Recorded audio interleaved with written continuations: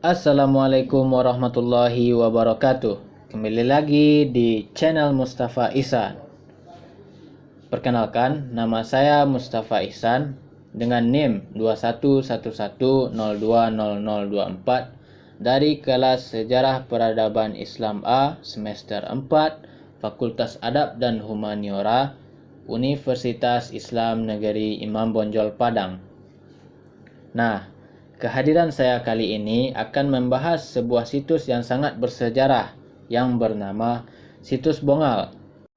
Seperti apa keseruan dalam meneliti situs Bongal tersebut?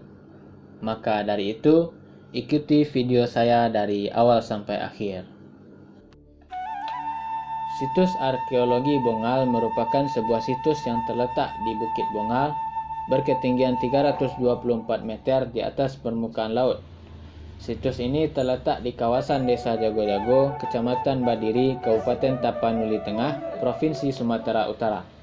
Situs ini ditemukan oleh masyarakat secara tidak sengaja saat akan melakukan penambangan emas di kawasan tersebut. Namun, alih-alih mendapatkan emas, pada tahun 2017 mereka malah menemukan peninggalan purbakala berupa kaca, alat medis, tulang belulang, serta bekas bangkai kapal. Pada tahun 2019, penemuan tersebut akhirnya mulai diteliti oleh Balai Arkeologi Sumatera Utara dengan menemukan temuan yang lebih banyak lagi, seperti tembikar, keramik, dan perhiasan.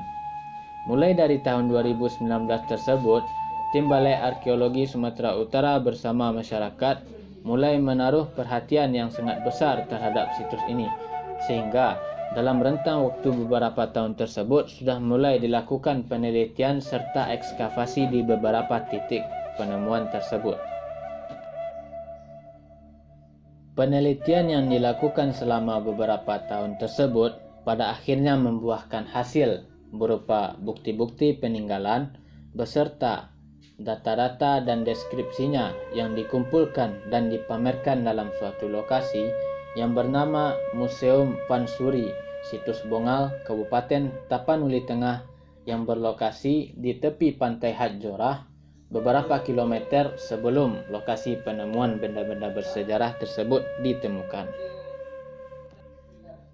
Nah, uniknya di Museum Pansuri Situs Bongal Kabupaten Tapanuli Tengah ini, bukti-bukti tersebut kemudian dipisah-pisahkan dalam tempat-tempat dan wadah-wadah yang berbeda-beda, sehingga kita sebagai pengunjung sekaligus peneliti dapat lebih mudah memahami mengenai penjelasan dan penjabaran dari tour guide yang ada di sana mengenai situs Bongal tersebut.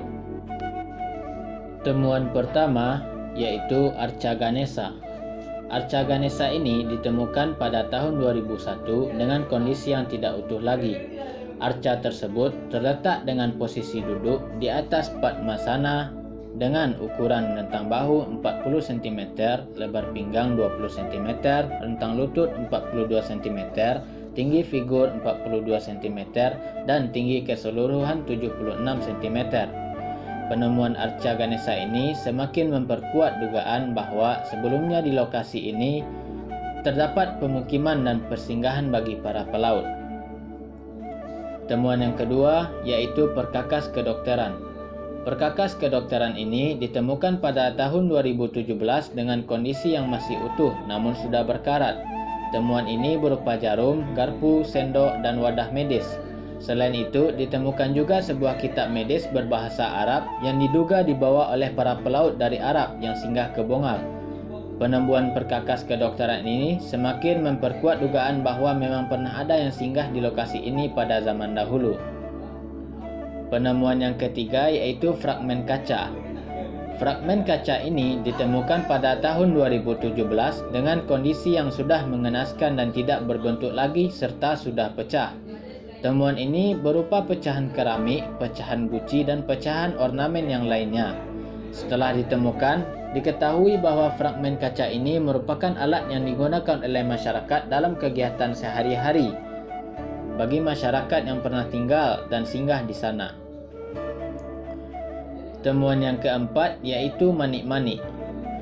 Manik-manik ini ditemukan pada tahun 2023 sebanyak 122 butir berupa perhiasan maupun ornamen pendukung lainnya.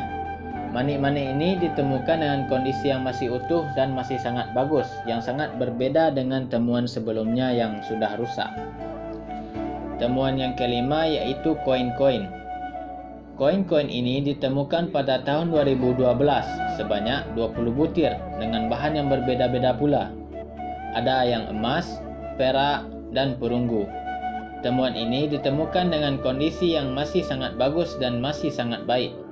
Temuan ini memperkuat bahawa dahulunya tempat ini pernah dilakukan aktivitas perdagangan. Temuan yang keenam yaitu tonggak-tonggak nubung. Tonggak-tonggak nubung ditemukan pada tahun 2021 sebanyak 51 tonggak dengan posisi yang berdiri tertancap di dalam rawa. Temuan ini ditemukan dengan kondisi yang sudah sangat rapuh sehingga tidak bagus lagi dan tidak baik lagi. Temuan ini memunculkan spekulasi bahawa di sini dahulunya merupakan pemukiman-pemukiman yang dibangun oleh masyarakat dan pelaut yang singgah. Penemuan yang ketujuh sekaligus penemuan yang terakhir yaitu penemuan sisa-sisa kapal. Sisa-sisa kapal ini ditemukan pada tahun 2023 dalam posisi yang berbeda-beda dan letaknya yang terpencar-pencar di tepi pantai Hadjorah. Temuan ini juga ditemukan dalam kondisi yang sudah sangat rapuh sehingga tidak bagus dan tidak baik lagi. Sudah dimakan rayap dan terendam air laut.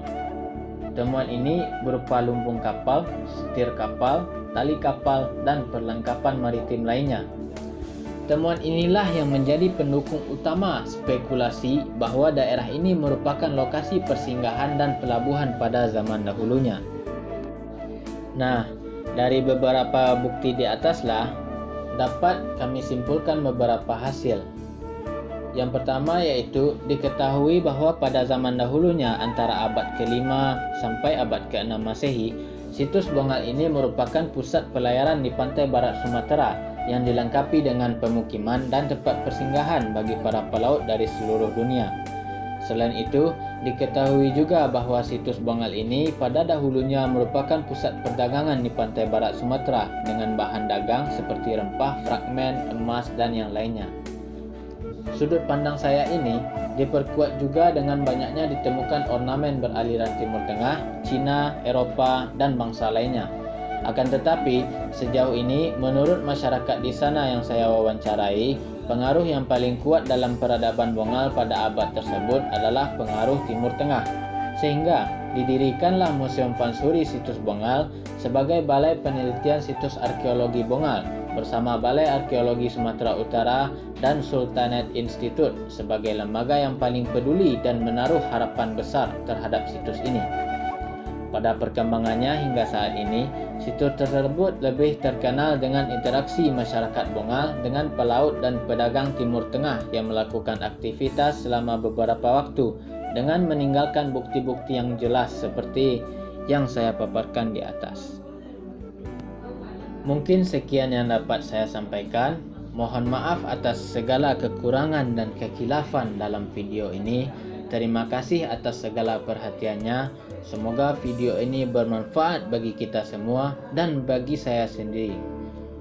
Akhir kata, Assalamualaikum warahmatullahi wabarakatuh. Dan sampai jumpa lagi di video-video selanjutnya.